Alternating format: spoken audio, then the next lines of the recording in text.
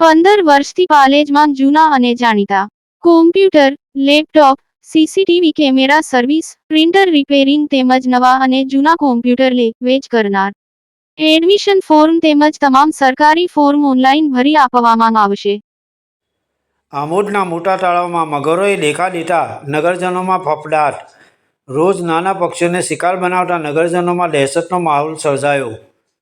આમોદ શહેરના મધ્યમાં આવેલા મોટા તળાવમાં 2 થી 3 મોટા મગરો તેમજ 2 નાના મગરના બચ્ચા દેખાતા નગરજનોમાં ભારે દહેશત ફેલાઈ છે.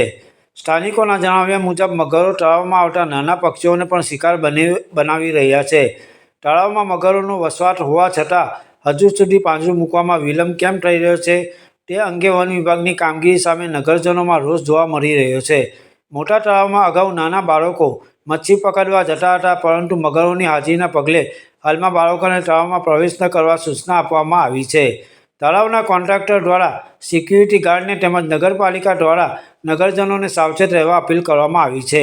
આ ઉપરાંત આગામી દિવસોમાં દશામાની મૂર્તિ અને ગણપતિની મૂર્તિના વિસર્જન માટે મોટી સંખ્યામાં લોકો તળાવ પર ઉમટી પડવાના છે. ત્યારે તળાવમાં મગરોની હાજરી ગંભીર ચિંતાનો વિષય બની જવા પામી છે. વિસર્જન દરમિયાન કોઈ અનિચ્છનીય બનાવ બને તો જવાબદારી કોની રહેશે તેવા પણ સવાલો ઉઠી રહ્યા છે. માત્ર સાવચેતીની અપીલ પૂરતી છે કે મગરોને પકડવા માટે તંત્ર નક્કર કાર્યવાહી કરશે? કોઈ જાનહાનિ થાય તેની રાહ જોવાના બદલે વન વિભાગે તાત્કાલિક